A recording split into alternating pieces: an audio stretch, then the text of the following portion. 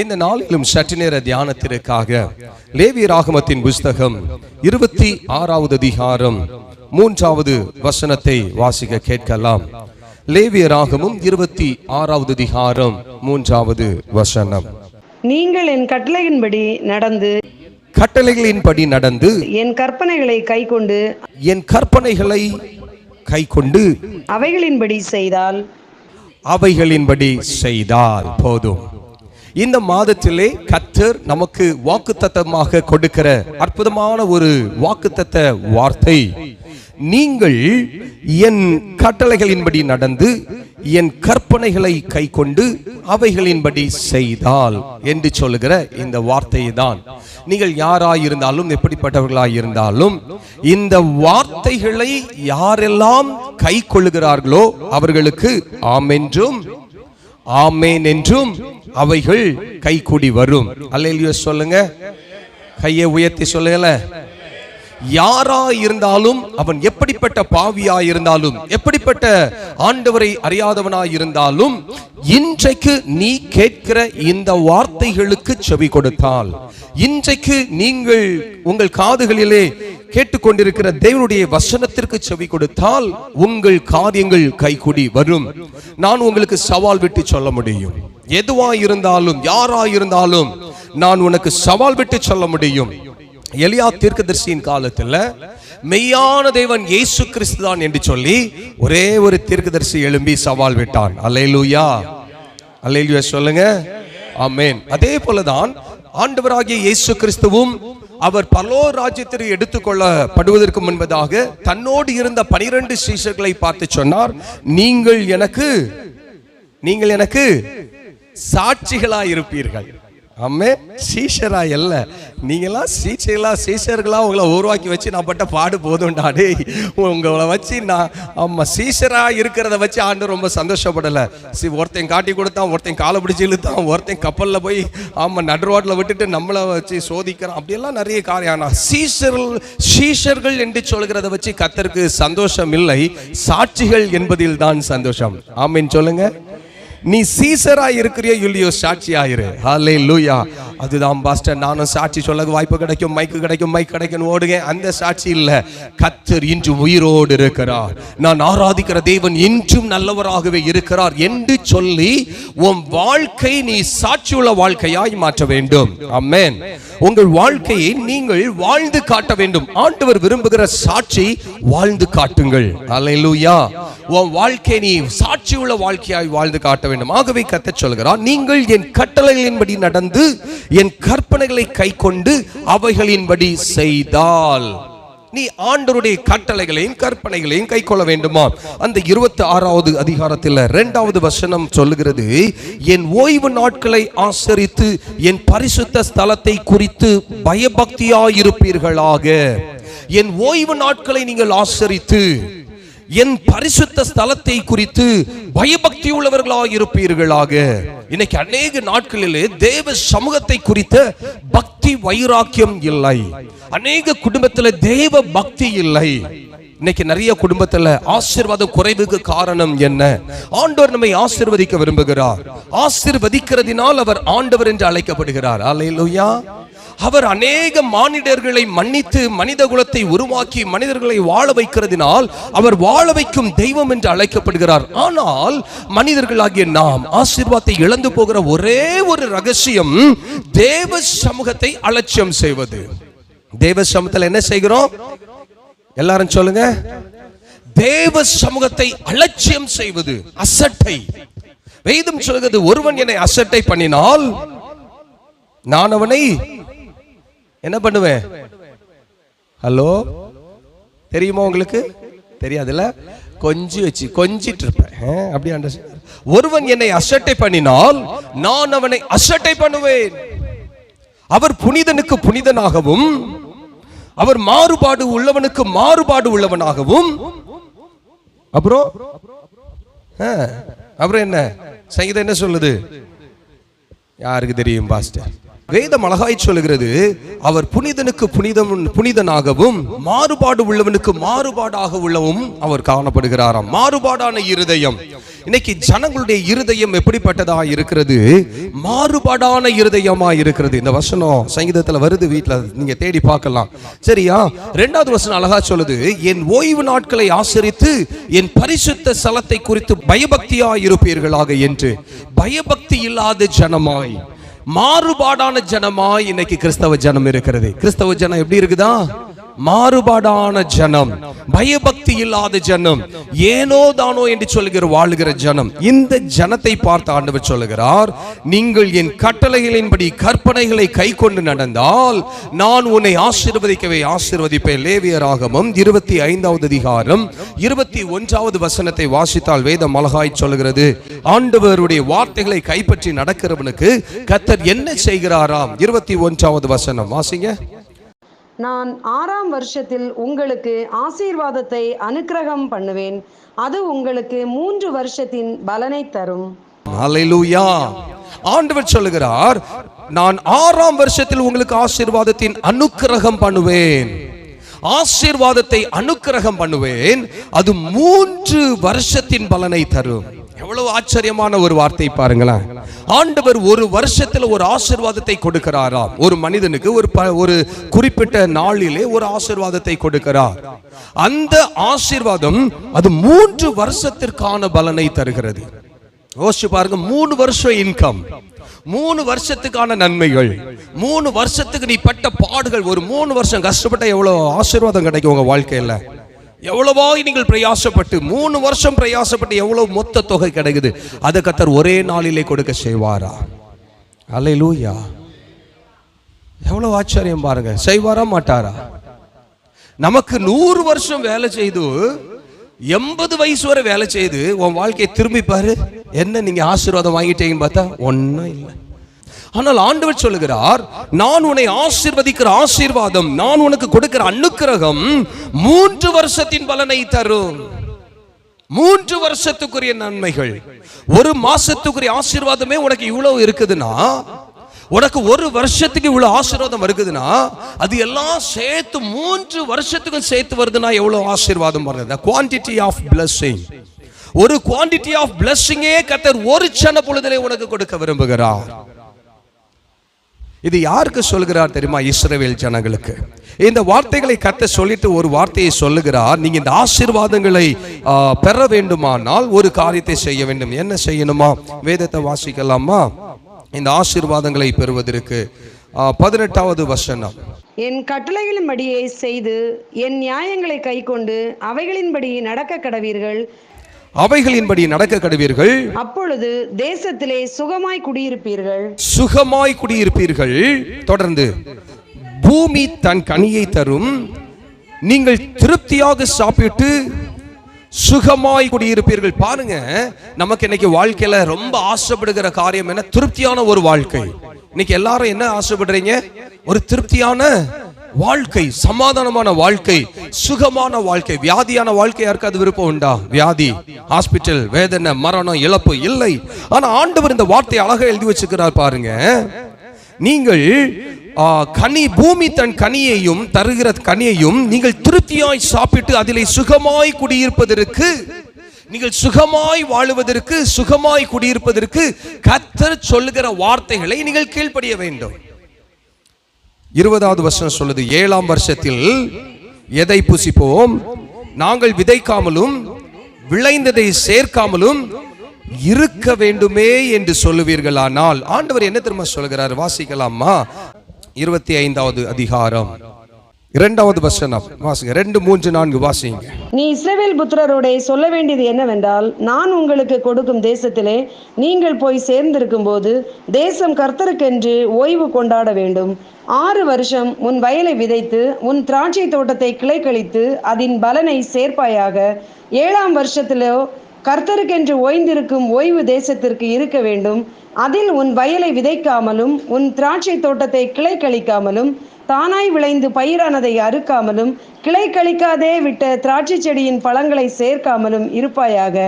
தேசத்துக்கு அது ஓய்வு வருஷமாய் இருக்க கடவுது. ஹல்லேலூயா. ஆண்டவர் சொல்லுகிறார், தேசத்துக்கு ஒரு ஓய்வு தேவை, மனுஷனுக்கும் ஓய்வு தேவை. கொஞ்சம் என்ன பாருங்களேன் எல்லாரும். அல்லேலூயா. ஆண்டவர் கற்பனைகளை, வார்த்தைகளை தெளிவாய் கொடுக்கிறார். எத்தனை பேருக்கு ஆசீர்வாதம் வாங்கணும்னு ஆசையா இருக்கிறீங்க? ஆசீர்வாதம் வேணும், என்ன ஆசீர்வாதமா இருக்கணும். இந்த தேசத்துல கர்த்தர் ஆசீர்வாதத்தின்படி நான் வாழணும். அதுக்கு தானே வந்திருக்கிறோம் நம்ம எல்லாருமே.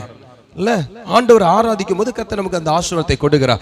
அதுக்குள்ள ஃபார்முலா தான் கர்த்தர் கொடுக்கிறார். எந்த வழியில போனோமோ அந்த வழியில போனாதான் ஆசீர்வாதம் கிடைக்கும். கன்னியாகுமரி போகணும்னு சொல்லிட்டு நம்ம மார்த்தாண்டத்துக்கு பஸ் ஏறினா கன்னியாகுமரி போக முடியுமா? போக முடியாது. நிறைய பேர் அப்படிதான், பாஸ்டர் கூட்டத்துக்கு வரணும் தான் வர்றேன், ஆனா எங்கேயோ போயிடுறேன் பாஸ்டர். இல்ல, இங்க தான் வரணும்னு நினைக்கிறேன், ஆனா எங்கேயோ போய் சேர்ந்துடுறேன் பாஸ்டர் அப்படின்னு போயிடுறீங்க. ஆனா அப்படி இல்ல, நீ எங்க போக விரும்புகிறியோ அங்க சரியா போய் சேரணும். அல்லேலூயா, அல்லேலூயா. பைபிள் சொல்லுது, தேசத்துக்கு ஒரு வருஷம் ஓய்வு நாளாய் இருக்க வேண்டும், ஓய்வின் வருஷமாய். அது எந்த ஆண்டு தேசத்துக்கு ஓய்வு இருக்கணும் சொல்லுங்க? எந்த வருஷம்? 7வது வருஷம் ஓய்வு. 7வது வருஷம் தேசத்துக்கு ஓய்வு நாள் கர்த்தர் சொல்லுகிறார். பழைய காலத்துல பார்த்தா அன்னைக்கு வயல் வேலைகள் செய்தவங்க, வயலை போட்டு நெற்பயிர் செய்தவங்க, நிறைய வேலைகள் செய்தவங்க ஒரு வருஷம் என்ன செய்வாங்க? ஒரு வருஷத்துல என்ன செய்வாங்க? ட்ரையா விட்டுருவாங்க. அந்த வருஷத்துல எதுவுமே செய்ய மாட்டாங்க. அந்த வருஷம் அப்படி வெறுமையாய் கிடக்கும். அல்லேலூயா. எதுக்காக வெறுமையாய் விடுவாங்க? வயல் வேலை செய்தவங்க சொல்லுங்களேன். பழைய காலத்துல யாருக்கு தெரியும்? ஏதோ பெரியவங்க சொன்னாங்கங்க, அதை விட்டுரு, ஒரு நாள் அதை விட்டுரு, அதை செய்யாத அப்படின்ட்டு. வேதமும் அதை சொல்லியிருக்கிறது. ஒரு வருஷம் நீ அதை வீணாய் விட்டுறணும். அந்த வயல் நிலத்துல எந்த வேலையும் செய்யக்கூடாது. அது பாரம்பரியத்தில் வருகிற நம்முடைய பெரியவர்கள் சொல்வார்கள், அது பூமிக்குள்ள இருக்கிறது எல்லாம் மீண்டும் அது பலனுள்ளதாய் மாறும். எரு கடந்து அது மக்கி அது உரமாய் மாறுவதற்கும், அந்த லேண்ட் மறுபடியும் கல்டிவேஷன் பண்ணுவதற்கு, ஏற்ற நிலமாய் மாறுவதற்கு அதை கொஞ்சம் ஃப்ரீடம், ஃபெர்டிலைசேஷன் விடணும், கொஞ்சம் ஃப்ரீயா விடுங்க அப்படின்னு சொல்லுவாங்க. ஆகவேதான் இதையெல்லாம் கருத்தில் கொண்டுதான் கர்த்தர் தேசத்தையும் கருத்தில் கொண்டு பேசுகிறார். ஓய்வு வேண்டும். அதே போல ஒரு வாரத்துல ஒரு நாள் கர்த்தர் ஓய்வு கொடுத்தார். ஒரு வாரத்துல ஒரு நாள். எதற்கு? அது தேவ சமூகத்துல நீ காத்திருக்க வேண்டும். ஒன்று, இன்னும் ஒன்று, உலகத்தை விட்டு நீ விலகி இருக்க வேண்டும். அல்லேலூயா. உலகத்தை விட்டும் நீ விலகி இருக்க வேண்டும். 7 நாளும் நீ உலகம் உலகம் உலகம், 6 நாளும் ராத்திரி பகலும் ஓடி ஓடி ஓடி வேலை செய்து சம்பாதிச்சு டென்ஷன் ஆகி பிரஷர் ஆகி நீ பலவீனப்பட்டு செத்து போகாதபடிக்கு ஒரு நாள் எல்லாத்தையும் விட்டுட்டு தேவ சமூகத்துல உட்காரு, அது ஓய்ந்திருக்க வேண்டும் என்று சொல்லி கர்த்தர் சொன்னாராம். அந்த ஒரு நாள் கர்த்தருக்குரிய பரிசுத்தமான நாள் என்று கர்த்தர் சொன்னார். அல்லேலூயா. உன் சரீரமும் ஆரோக்கியமா இருக்கணும், உன் மெண்டலும் சுகமா இருக்கணும். அல்லேலூயா சொல்ல மாட்டீங்களா? ஆனா நம்ம என்ன செய்வோம்? அந்த நாள் தானே பாஸ்டர் கொஞ்சம் எல்லா இடமும் லீவு கிடைக்குது, வீட்டு வேலையெல்லாம் போட்டு செய்யறேன், கிளீன் பண்றேன், அதை பண்றேன், இதை பண்றேன், ஓவர்லோடு செய்யறோம். நம்ம அந்த ஓய்வு நாட்கள் அதிகமாய் வேலை செய்து தேவனுடைய கற்பனையை மீறி நடக்கிறோம்.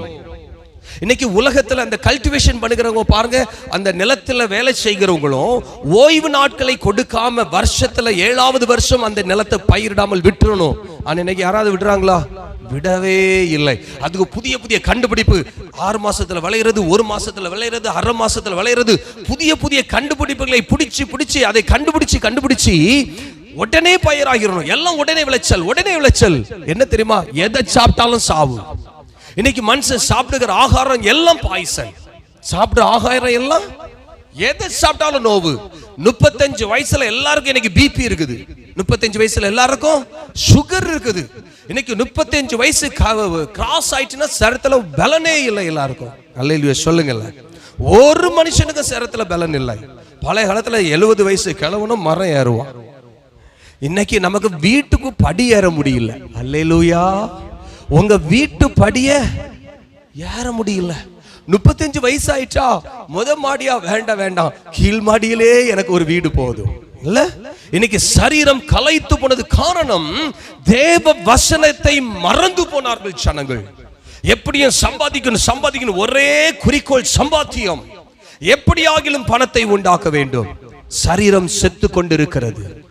இன்னைக்கு ஒருத்தங்க சொன்னாங்க, என்ன ஜெரிப்பழம் சொல்லி, ரொம்ப செரிப்பழம் இருக்குல்ல, செரிப்பழம் சொல்லி இப்ப எல்லாரும் ஃபேமஸா சென்னையில வாங்கிட்டு இருக்கிறாங்க. ஒரு பழம், அழகான பழம், செரின்னு சொல்லி. ஆனா அவங்க சொல்லுங்க, இது பழம் செரி பழம் இல்ல, உள்ள இன்ஜெக்ஷன் பண்ணி சிவப்பான ஒரு திரவத்தை கொடுத்து அது அழகுபடுத்தி அதுக்குள்ள ஒரு விஷத்தை கொடுத்தாக இன்னைக்கு விற்பனை பண்ணிட்டு இருக்கிறாங்கன்னு சொல்லி ஃபுட் கமிட்டில எல்லாரும் போய் அதை அழிச்சிட்டு இருக்கிறாங்க. ஃபுட் டிபார்ட்மெண்ட்ல வந்து அந்த பழத்தை சாப்பிடக்கூடாது, இது உண்மையான சரிதானா இல்லையான்னு சொல்லி செக் பண்ணிட்டு இருக்கிறோம். எதை பார்த்தாலும் இன்னைக்கு அழிவு, எதை பார்த்தாலும் அந்த விளைச்சலில் கேடு, நீ சாப்பிடுகிற ஆகாரத்துல கேடு. காரணம், ஒரு வருஷத்துல 7வது வருஷத்தின் நிலத்தை நீ பயிரிடாமல் இருக்க வேண்டும். நீ கர்த்தருடைய வார்த்தைக்கு கீழ்ப்படியாமல் பணம் சம்பாதிக்க, உன் ஆசீர்வாதத்துக்காக மாம்சத்தின் இச்சையின்படி எல்லாரும் ஓடி சம்பாதிக்க ஓடுகிறது நிமித்தமாய் கர்த்தர் கேடுபாட்டின் விஷத்தை உடல் சரீரத்தில் கொடுத்து கொண்டிருக்கிறார். அல்லேலூயா. இன்னைக்கு அந்த சரீரங்கள் கெட்டு போய் கொண்டிருக்கிறது. வேதத்தில் இன்னும் வாசிக்கும் போது பாருங்களேன், இந்த வேதம் என்ன சொல்கிறது? லேவியராகமத்தின் புஸ்தகம் 24வது அதிகாரம் 13-14 வாசிங்கள. அப்பொழுது கர்த்தர் மோசேயை நோக்கி, தூஷித்தவனை பாளையத்துக்கு புறம்பே கொண்டு போ. கேட்டவர்கள் எல்லோரும் தங்கள் கைகளை அவன் தலையின் மேல் வைப்பார்களாக.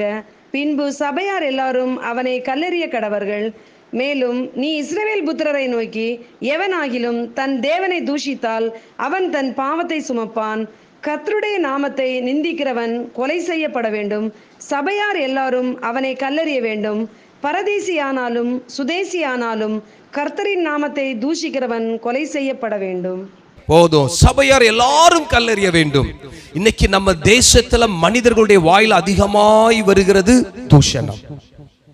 எல்லாருடைய வாயில் இன்னைக்கு வருகிறது என்னது சொல்லுங்களேன்? சீக்கிரமா வந்துரும், டக்குனு வந்துரும் தூஷணம். அதுவும் இன்னும் கர்த்தர், நீ ஆண்டவருடைய பிள்ளை, நீ ஆண்டவருக்காக வாழ வேண்டும், ஆண்டவருக்காக நீ நடக்க வேண்டும், சில காரியங்களை குறித்து சொன்னா ஆண்டவரையும் பிடிச்சி தூஷணம். எனக்கு என்ன செய்தார் ஆண்டவர், எனக்கு என்ன பண்ணினார் ஆண்டவர் என்று சொல்லி ஆண்டவரையும் தூஷிக்கிற ஒரு கூட்டம். இந்த தூஷிக்கிற கூட்டத்தை குறித்து ஆண்டவர் சொல்லுகிறார், உனக்கு கேடுபாடு வருவதற்கு முன்பதாக தேவனுடைய பரிசுத்த நாமத்தை நீ பக்தியோடு தொழுது கொள்ளுவாயாக, பக்தியோடு தொழுது கொள்ளுவாயாக. தூஷணம் எல்லா ஜனங்களுக்கும் தேவனுக்கு மேல ஒரு எரிச்சல், தேவனுடைய ராஜ்யத்துக்கு மேல ஒரு எரிச்சல். ஆனால் ஆண்டவர் சொல்லுகிறார், உண்மையாய் நீ கர்த்தரை சேவித்தால் 3 வருஷத்துக்குரிய ஆசீர்வாதத்தை நான் கூட்டி உனக்கு தருவேன். நீ கர்த்தரை சேவிக்காம மாமிசத்தில் ஓடினால் உனக்கு கல்லெறி உண்டாகுமா? என்ன எரி உண்டாகும்? வாய் திறந்து சொல்லுங்க. இன்னைக்கு கல்லெறியில சொல்லெறி. பேசி பேசியே என்ன கொள்ளுகிறார்கள். எனக்கு பேசுகிற வார்த்தைகள் என் இருதயத்தை காயப்படுத்துகிறது.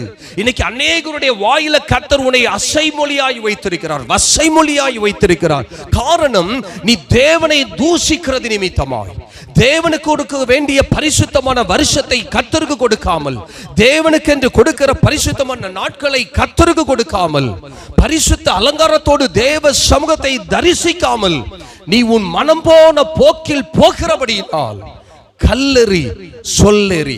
அல்லேலூயா. அநேகருடைய நாவு உனக்கு விரோதமாய் எழும்பி நிற்கிறது என்று கர்த்தர் சொல்லுகிறார். லேவியராகமத்தின் புஸ்தகம் 26வது அதிகாரத்துக்குள்ளே நீங்கள் வாசிக்கும் பொழுது வேதத்தை வாசிக்கலாமா? 26வது அதிகாரம் 16வது வசனம் வாசிங்க. நான் உங்களுக்கு செய்வது என்னவென்றால், கண்களை பூத்து போக பண்ணுகிறதற்கும் இருதயத்தை துயரப்படுத்துகிறதற்கும் திகிலையும் ஈழையும் காய்ச்சலையும் உங்களுக்கு வரப்பண்ணுவேன். நீங்கள் விதைக்கும் விதை விருதாவாய் இருக்கும். உங்கள் சத்துருக்கள் அதன் பலனை தின்பார்கள். உன் சத்துருக்கள் பலனை தின்கிறார்கள். ஹலோ, நல்ல வாசிக்கணும். இந்த பைபிள் வசனத்தை நம்ம வாசிக்கணும், நம்ம தியானிக்கணும். ஏன் எனக்கு ஆசீர்வாதம் நஷ்டப்படுது? ஏன் என் வாழ்க்கையில இப்படி போயிட்டு இருக்குது? ஏன் என்னுடைய வாழ்க்கையில இவ்வளவு கஷ்டப்படுகிறேன்? வேலை செய்யணும். நம்ம எல்லாரும் என்ன செய்யணும்? வேலை செய்யணும். இவ்வளவு கடினமாய் உழைத்தும் எனக்கு ஆசீர்வாதம் வரலையே ஏன் சொல்லி நம்ம யோசிக்கணும். யோசிச்சுட்டு தூசிக்க கூடாது. அல்லேலூயா சொல்லுங்களேன். யோசி இன்னைக்கு எல்லாரும் என்ன செய்யறாங்க?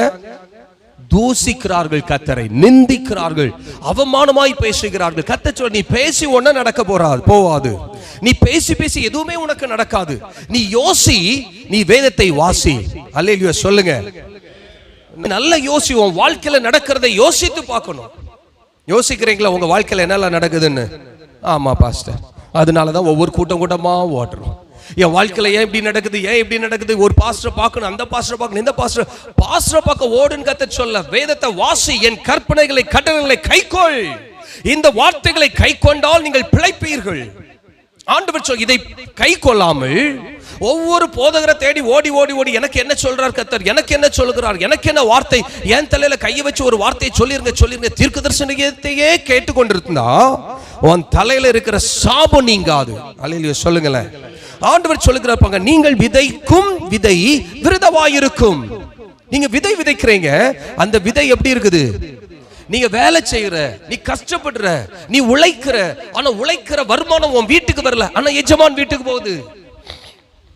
வீட்டுக்கு போகிற ஆசீர்வாதங்கள் கொஞ்சமா இருக்குது. காரணம் கர்த்தர் சொல்கிறார், உங்கள் சத்துரு அதன் பலனை தின்னுகிறார். சத்துருவாய் இருக்கிறார்கள், உன் சத்துருவாய் இருக்கிறவர்கள் அதன் பலனை தின்னுகிறார்கள். அல்லேலூயா. இன்னும் ஒரு வசனத்தை வாசிக்கலாம். 17வது வசனம். நான் உங்களுக்கு விரோதமாக என் முகத்தை திருப்புவேன், உங்கள் சத்துருக்களுக்கு முன்பாக முறியடிக்கப்படுவீர்கள், உங்கள் பகைஞர்கள் உங்களை ஆளுவார்கள், துரத்துவார் இல்லாதிருந்தும் ஓடுவீர்கள். பாருங்க, உங்கள் சத்துருக்கள் ஆளுவார்களா? ஒவ்வொரு இடத்துக்கு ஒவ்வொரு வேஷம். சத்துருக்கள், ஆமா, சத்துரு வேஷம் மாறி போவான் என்று பைபிள் சொல்லுது. சத்துரு வேஷம் மாறி போவான். எதிரி படைகளுக்குள் போகும்போது சத்துரு எப்படி போவான்? வேஷம் மாறி. கேக்குறீங்களா? அப்போ கர்த்தர் தெளிவா சொல்ற, சத்துரு கையில் உன்னை ஒப்பு கொடுப்பேன். எதிர்காலம், நம்ம பாடின பாட்டு அழகா சொல்லுது, எதிர்காலம் நிச்சயம் நமக்கு உண்டு, எதற்கும். ஆனா இந்த சத்துரு கையில கொடுத்துட்டேன்னா எத்தனை பேர் விசுவாசிகள் சந்தோஷமா இருப்பீங்க? ஐயோ வந்துட்டாயா வந்துச்சு. கர்த்தர் சொல்லி பயப்படாத, ஆண்டவரை ஆராதிக்கிற பிள்ளைகளை ஒரு நாளும் சத்துரு தொட முடியாது. ஹல்லேலூயா. எவ்வளவு சத்துரு எழும்பினாலும் கர்த்தருடைய பிள்ளைகளுடைய தொழிலை ஒருவனும் தொட முடியாது. ஊரெல்லாம் கஷ்டப்படலாம், ஆனால் உனக்கு விரோதமாக எழும்புகிற ஆயுதங்கள் வாய்க்காமல் தான் போகும். நம்ம என்ன சொல்லுவோம்? மொத்தமா சேர்ந்து, ஐயோ அவன் வந்துட்டான், இவன் வந்துட்டான், எனக்கு இனி ஆசீர்வாதம் இல்லை, வருமானம் இல்லை, வேலை இல்லை, நம்ம பயப்படுறோம். காரணம் பைபிள் சொல்லுகிறது, உங்கள் பகைஞர் உங்களை ஆளுவார்கள், துரத்துவார் இல்லாதிருந்தும். துண்டை காணான் துணியை காணான்னு முதல்ல ஓடுவோம்மா. ஹலோ, இன்னைக்கு நம்ம வாழ்க்கை இப்படிதான் ஓடிட்டு இருக்குது. நம்ம வாழ்க்கை இன்னைக்கு நிறைய நேரத்தில் எப்படி ஓடுது? வருமானம் இல்ல பாஸ்டர், வருமானம் இல்ல பாஸ்டர், எங்க போகலாம், எப்படி போகலாம், எங்க போகலாம், சர்ச்சுக்கு ஏன் வரல, வருமானம் இல்ல பாஸ்டர், சர்ச்சுக்கு ஏன் வரல, ஐயோ குடும்பத்துக்கு வருமானம் இல்ல பாஸ்டர், சம்பாதிக்க போயிட்டு சம்பாதிக்க ஓடி ஓடி. ஆண்டவர் சொல்லுகிறார், எவ்வளவு ஓடினாலும் கர்த்தர் உன்னை ஆசீர்வதிக்காமல் அந்த ஆசீர்வாதங்கள் உன் கூடாரத்தில் தங்க முடியாது. உன் கூடாரத்தில் ஆசீர்வாதம் தங்க வேண்டுமானால் நீ கர்த்தரை தேடு, கர்த்தருடைய வார்த்தைகளை தேடு. இரவும் பகலும் அவருடைய வேதத்தில் தியானமாய் இருக்கிற மனுஷன் பாக்கியவான் தானே. அப்புறம் ஏன் நம்ம தேடாம இருக்கிறோம்? அது சொல்லி இருக்கு, ஆனா வேலை செய்யல. செய், 6 வருஷம் வேலை செய், 1 வருஷம் சும்மா இரு.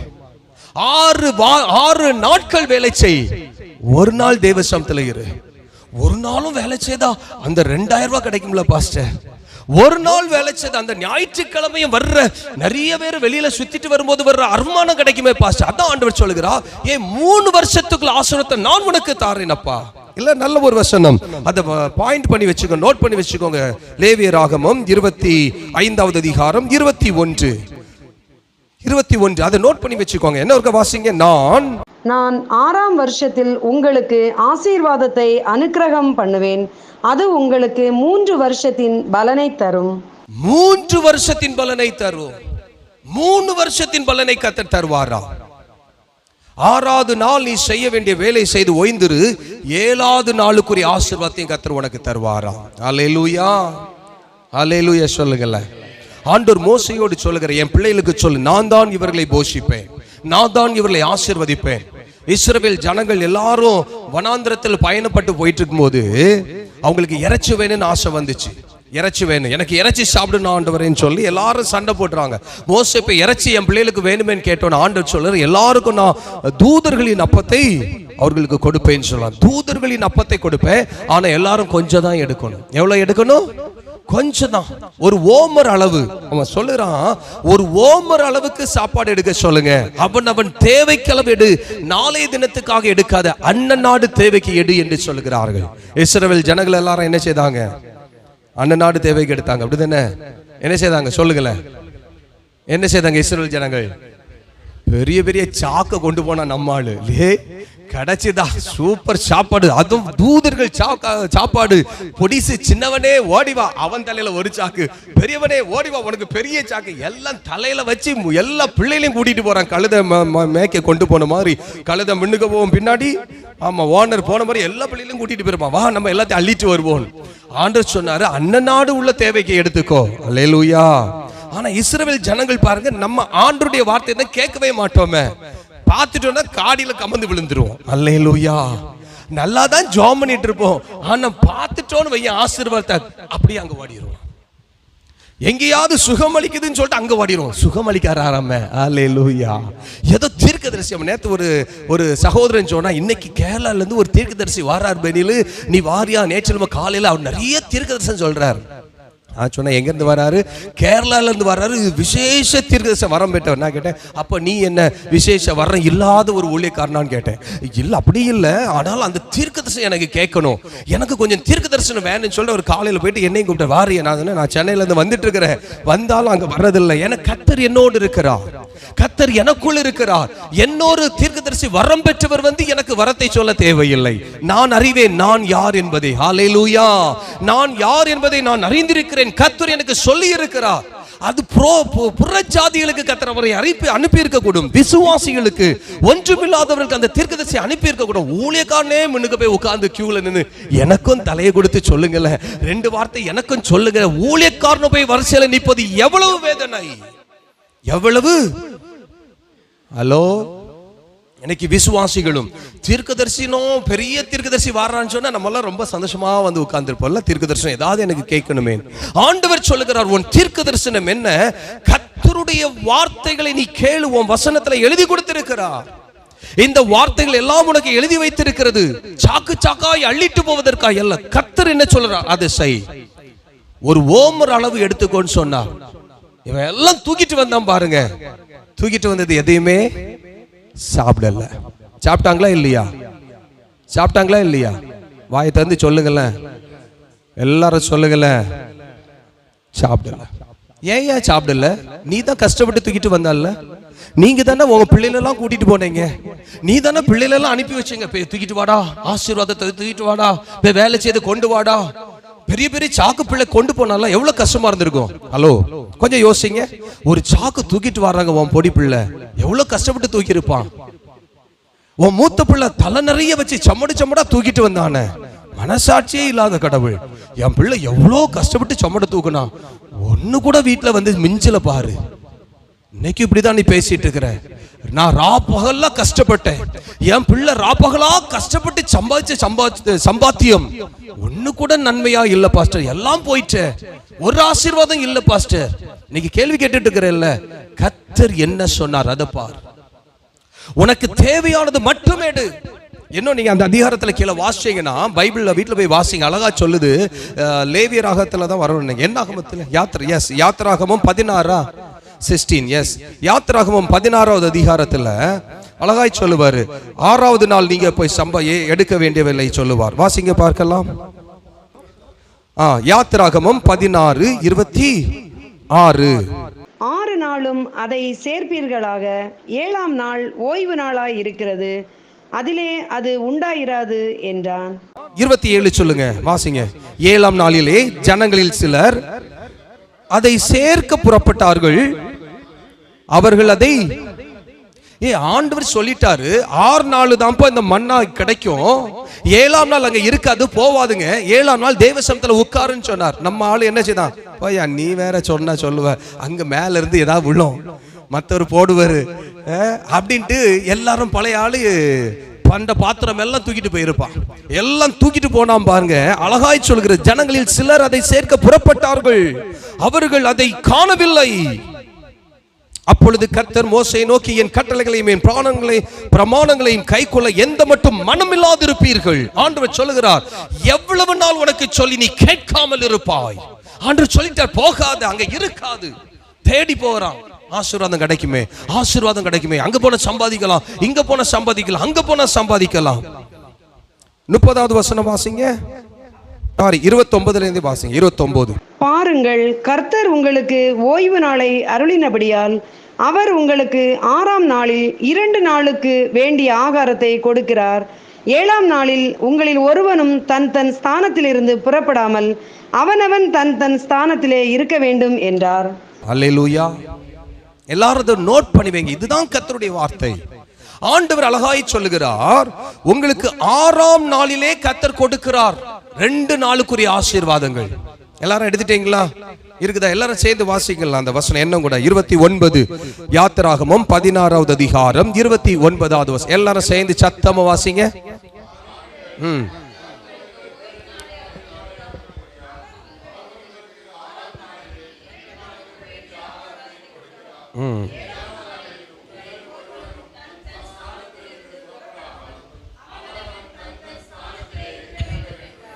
ஓ, பாத்தீங்களா? 2 நாளுக்குரிய ஆகாரத்தை கர்த்தர் 6ஆம் நாளிலே கொடுக்கிறார். எவ்வளவு நல்ல கரிசனையான தேவன். அவர் உங்களை விசாரிக்கிறவர். வேதம் சொல்லுகிறது, வாய்களை திறந்து அவரை துதியுங்கள். தேவ சமூகம். நம்ம வந்திருக்கிற செத்த வீட்டுக்குள்ள, செத்த வீட்டுல போய் தம்பி எப்படி நல்லா இருக்கியா வாயிலே குத்துவான். ஏ மச்சான் எவ்வளவு நாள் ஆச்சு ஒன்ன பார்த்து, மச்சான் ஐயே மாமியை கேட்டதா சொல்லு. இங்கிருந்து விடு லுக் விடுவான். செத்து கிடக்க எங்க வீட்டில் வந்தாடா அவன் உறவை கொண்டாடுக. செத்து போன என் தாய் செத்து போச்சு, ஐயோ அம்மா செத்து போச்சுன்னு இருக்கா. இங்க வந்து மாமா மச்சா உறவு கொண்டாடி கட்டி அணைச்சி பேசிட்டு இருக்கானா? இல்ல கல்யாண வீட்டில் போய் எப்படி உட்கார்ந்து பாரு, வந்திருக்கா பாரு, என் பிள்ளைய அப்படியே பார்த்துட்டு இருக்கிறா. சுத்தி போடணும். நான் ஒரு வீட்டில் பிள்ளை பார்க்க போனேன். ஒரு பிள்ளை பிறந்திருக்குன்னு பார்க்க என்ன கூப்பிட்டாங்க. அவங்க பாஸ்டர் பிள்ளை பிறந்திருக்கு, சரி பிள்ளையை பார்க்க போனோம். நான் போனவொன்னே ஒரு 4 பேர் வந்துட்டாங்க. ஐயோ ஆண்டவரே, 4 பேர் வந்தோடனே ஒருத்தி பிள்ளையை வச்சுட்டு இப்படி குறுகுறுன்னு பார்த்துட்டு இருந்தா. இப்போ நீங்கள் பார்க்குறீங்க பாருங்க, இப்படிதான்.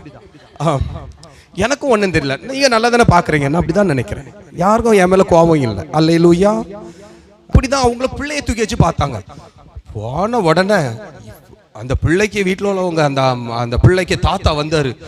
அது எடுத்தாரு, இதை சுத்தி போடு, அதை போடு, இதை போடு. ஐயோ இவாவர்த்தி வந்து மூஞ்ச வச்சுட்டு இருந்த பாரு, என்ன மாதிரி பார்த்துட்டு இருக்கிற, வச்ச கண்ணு தூக்காம, மூஞ்சல ஒரு என்ன சொல்றாரு, மூஞ்சல ஒரு இதே இல்லை, எப்படி இருக்கிறா பாரு பிள்ளைய. நல்லா இருக்க பிள்ளை, அழகா இருக்குதுன்னு சொல்லி மூக்கு மொழி அப்படியே பார்க்குறா. அந்த முகத்தில் அவங்க ரியாக்ஷன் நல்லா இல்லையா, அப்படி இருந்தாங்களாம். அப்போ அவங்க செய்யறதெல்லாம் பார்த்துட்டு எனக்கு ரொம்ப வேதனையா இருந்தது. இப்படிலாம் மக்கள் யோசிக்கிறாங்களா? அதே நேரத்தில் என்ன ஒரு கூட்டம் வந்துச்சு, கலகலம் பேசி, அக்கா பிள்ளை அழகா இருக்குது, அப்படி இருக்கா அப்படி இருக்கான்னு சொல்லி எடுத்து அப்படி போய் ஆமாம் எல்லாம் நார்மலாக போயிட்டு போகிறான். ஆனால் ஒரு மாதிரி அதையே இப்படி பார்த்துட்டு இருந்தா அவன் சொன்ன தவறானதை சிந்திக்கிறான், தவறானதை யோசிக்கிறான். அப்ப ஆண்டவர் சொல்லுகிறாரு, நீ இருக்கிற பார்வை, நீ தேவ சமூகத்தில் எப்படி இருக்கிற, நீ எப்படி இருக்கிற. ஆனா தேவ சமூகத்தில் வந்துட்டு நம்ம எப்படி இருக்கிறோம்? இந்த தேவன் என்றென்றைக்கும் சதா காலையில் நம்முடைய தேவன். உங்களை அவர் ஆசீர்வதிக்கணுமா? இல்லை, அவர் உங்களை ஆசீர்வதிக்க விரும்புகிறார். கொஞ்சம் இந்த ஆசீர்வாதத்தை வாங்க தகுதி உள்ளவர்களா இருங்கள். ஆசீர்வாதத்தை வாங்க எப்படி இருக்கும்? நம்ம தகுதி உள்ளவர்களா இருக்கணும். பாத்திரம் பூசினாதான் அதுல பால் காய்க்க முடியும். பாத்திரம் பால் அடைஞ்ச கறி பாத்திரமா இருந்தா எப்படி இருக்கும்? கொஞ்சம் பாத்திரங்கள் எப்படி இருக்கணும்? நமக்கு தேவனுக்குள் தகுதி உள்ளவர்களாக இருக்க வேண்டும். அதான் வேதம் சொல்லுகிறது பாருங்க, தெளிவாய் ஆண்டவர் சொல்லுகிறார். ஆண்டவர் உனக்கு 2 நாளுக்குரிய ஆசீர்வாதத்தை சேர்த்து தருகிறார். 7ஆம் நாள் ஓய்வு நாள், 6ஆம் நாளே உனக்கு 7ஆம் நாளுக்குள்ளே சாப்பாடு வேணும்னு சொல்லி அவர் அறிந்து 2 நாளுக்கு வேண்டிய ஆகாரத்தை அவர் கொடுக்கிறார். 7ஆம் நாளில் உங்களில் ஒருவனும் தன் ஸ்தானத்திலிருந்து புறப்படாமல் அவனவன் தன் தன் ஸ்தானத்தில் இருக்க வேண்டும். தேவன் உன்னை விசாரித்து உன் தேவை எவ்வளவு என்பதை அறிந்து அவர் உனக்கு கொடுக்க விரும்புகிறார். ஆமென் என்று சொல்லுங்களேன். கர்த்தர் என் தேவையை அறிந்து எனக்கு கொடுத்து கொண்டிருக்கிறார். என் கை நிரம்ப தந்து கொண்டிருக்கிறார். அல்லேலூயா. நீங்கள் விசுவாசிங்கள், நான் ஆராதிக்கிற தேவன் இன்றும் உயிரோடு இருக்கிறார். என்ன போஷிப்பார்னு உன்னை ஏன் போஷிக்க மாட்டார்? என்ன ஆசீர்வதிக்க முடியும்னா ஏன் உன்னை ஆசீர்வதிக்க முடியாது? தேவனுடைய கற்பனைகளை கை கொண்டு நடக்க முடியும். கை கொண்டு நடக்கிறவனுக்கு அவர் 1000 தலைமுறைக்கும் நன்மை செய்வேன் என்று கர்த்தர் சொல்கிறார். அல்லேலூயா. அதே நம்ம லேவியராகத்துக்கு போயிடலாமே. வேதத்தில் வாசிக்கும் போது லேவியராகமம் 26வது அதிகாரம் 24வது அதிகாரம் 3-4 வசனத்தை வாசிக்கலாம். லேவியராகமம் 26:3-4. நீங்கள் என் கட்டளைகளின்படி நடந்து என் கற்பனைகளை கைக்கொண்டு அவைகளின்படி செய்தால் நான் ஏற்ற காலத்தில் உங்களுக்கு மழை பெய்ய பண்ணுவேன். பூமி தன் பலனையும் வெளியில் உள்ள மரங்கள் தங்கள் கனியையும் கொடுக்கும்.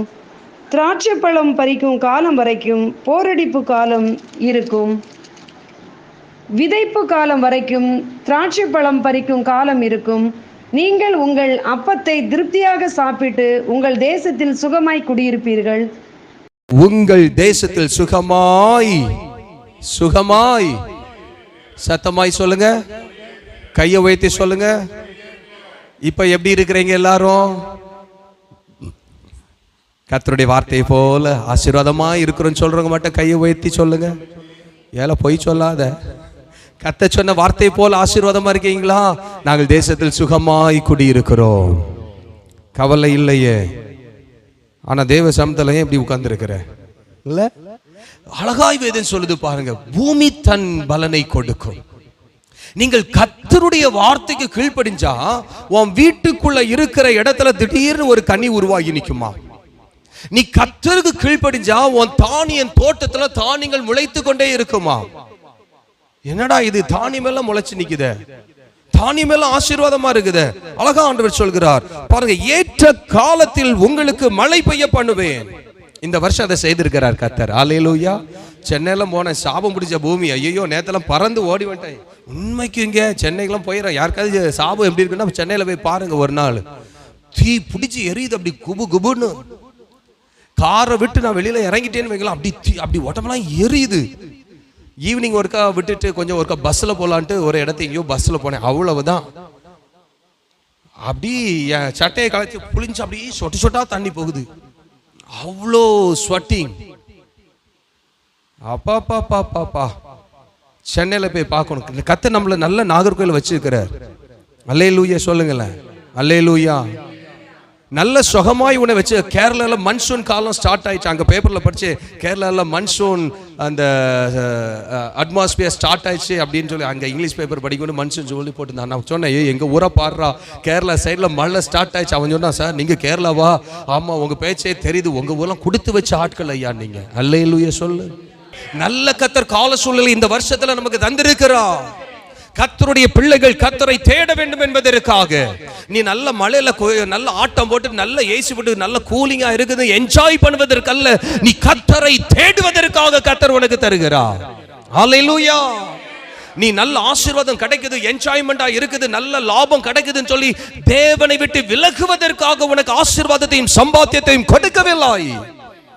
சென்னையில மக்கள் கஷ்டப்படுறாங்க ஐயா, வேலை செய்கிற மக்களுக்கு அவ்வளோ கஷ்டம்.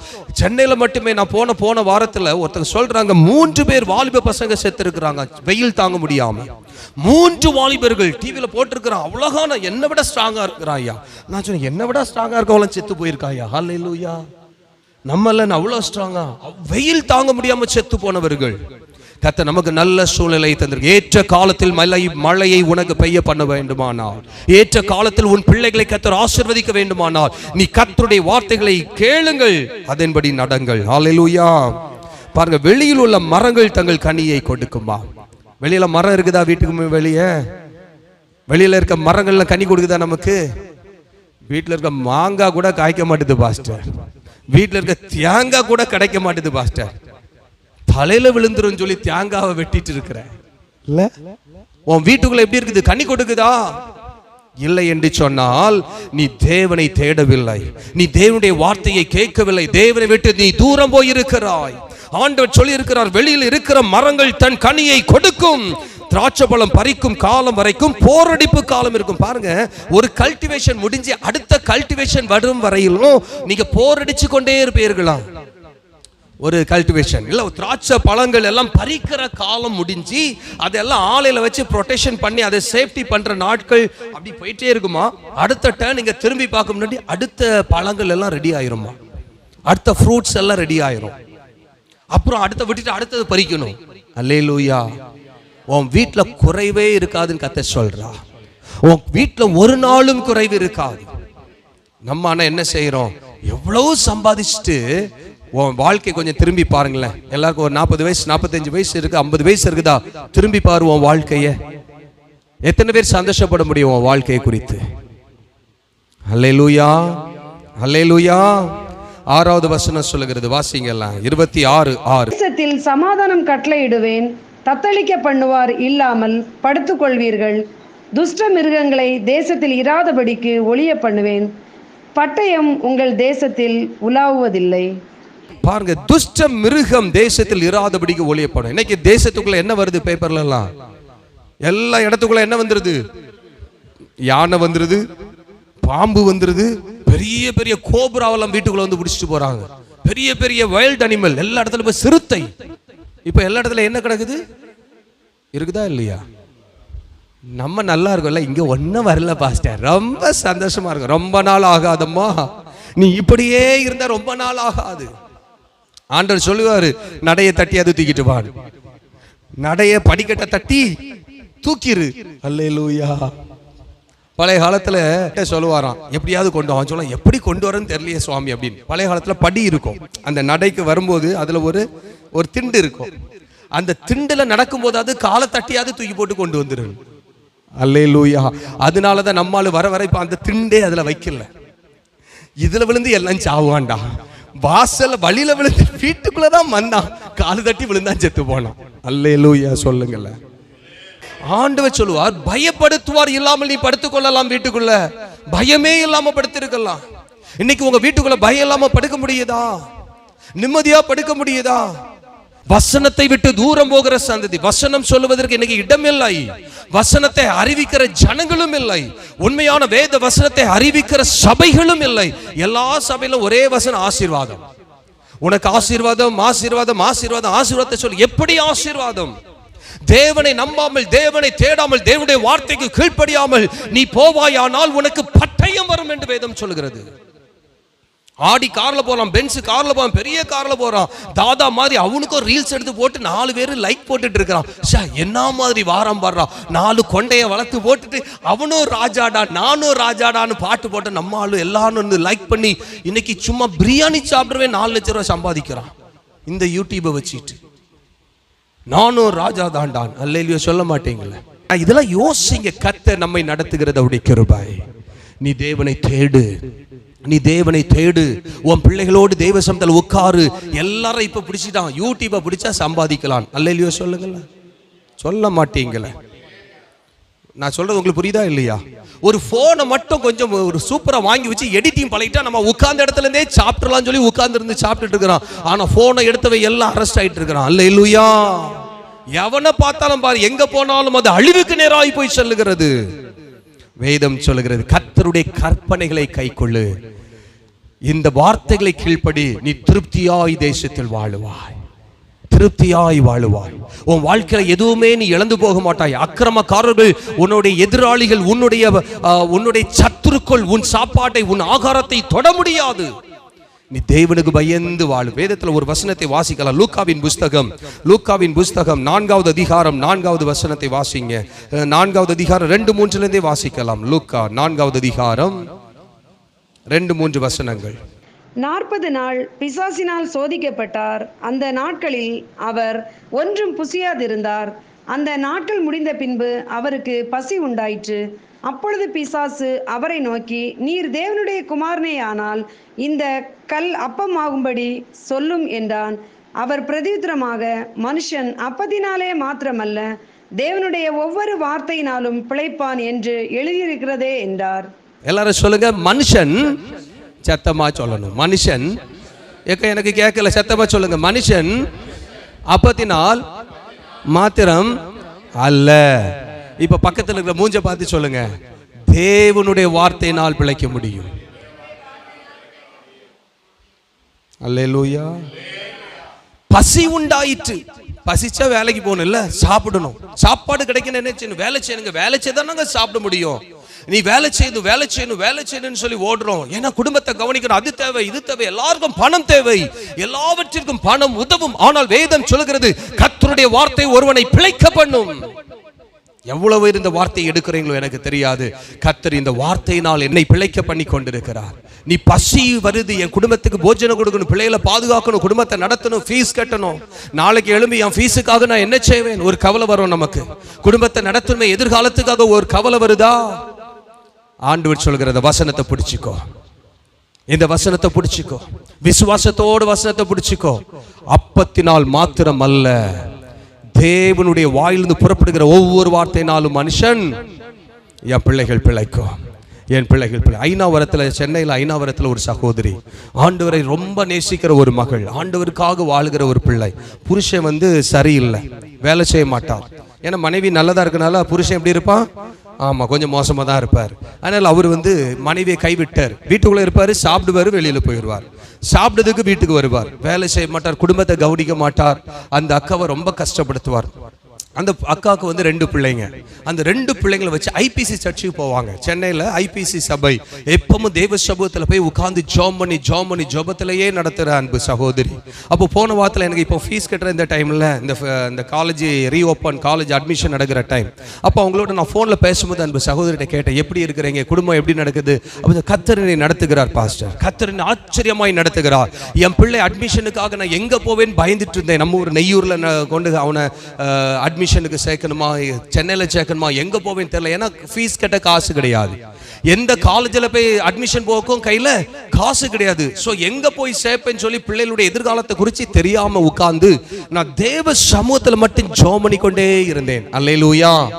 ஆண்டவர் சொன்னாராம், எல்லா இடத்துலயும் அப்ளிகேஷன் போடு. அல்லேலூயா.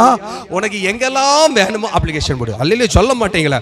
அப்போ எல்லா இடத்துலயும் அப்ளிகேஷன் போடுனா இவங்க விசுவாசத்துல எங்கெல்லாம் வேணுமோ எல்லா இடத்துலயும் விசுவாசத்துல எழுதி அப்ளிகேஷன் போட்டாங்களாம். எல்லா இடத்துலயும் போட்ட உடனே இவங்க நினைச்சாங்களா, ஆண்டவரே சென்னையில சான்ஸே இல்லை, ஏன்னா பெரிய பெரிய காலேஜ், நம்ம ஊர் நெய்யூர், அங்கதான் கொஞ்சம் ஒதுக்குப்புறத்துல அந்த ஒரு காலேஜ் இருக்குது, பிஎஸ்சி நர்சிங், பையனை படிக்க வைக்கலாம் அப்படின்னு சொல்லி அந்த இடத்துல படிக்கலாம். ஒரு சின்ன காலேஜ் தானே, ஏழை காலேஜ், யாராவது பிடிச்சி எடுத்து படிக்கலாம் அப்படின்ட்டு.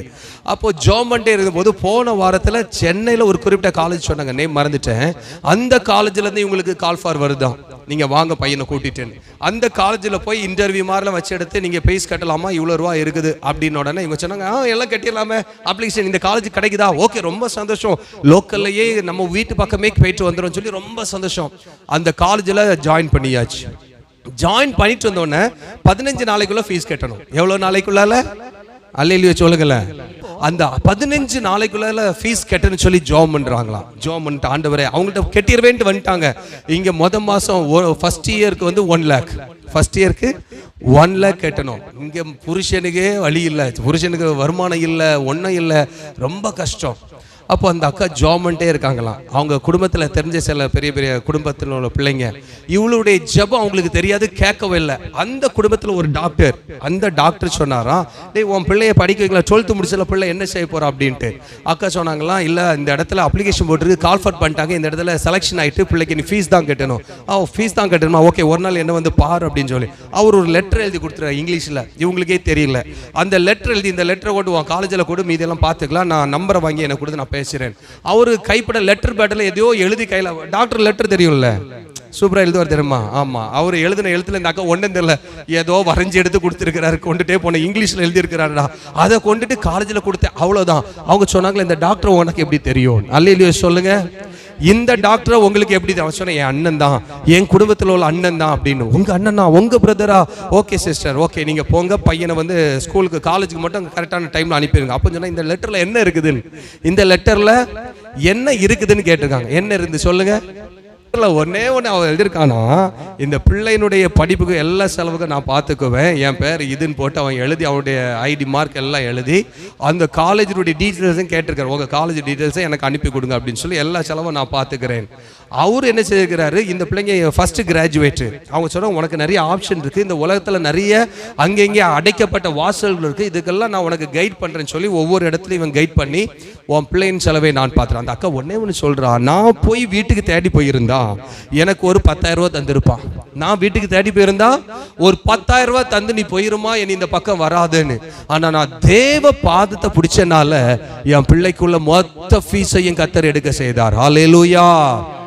ஒரு மனுஷன் உனக்கு சாப்பாடு போட முடியாது, ஆனா நீ கர்த்தரை பிடிச்சேன்னு சொன்னா உனக்காக கர்த்தர் கழுகுகளை உண்டு பண்ணுவார், உனக்காக கர்த்தர் காகங்களை உண்டு பண்ணுவார், உனக்காக கர்த்தர் கண்மலையை பிளக்க செய்வார், உனக்காக கர்த்தர் கல்லான இருதயத்தை உடைக்க செய்வார். எத்தனை பேர் ஆமீன் சொல்றீங்க? ஆமீன் சொல்லாதவனுக்கு திறக்கவே செய்யாது. நான் சொல்றேன், நான் விசுவாசிக்கிறேன், என்ன அப்படிதான் பிழைக்க பண்ணி கொண்டிருக்கிறார். ஹல்லேலூயா.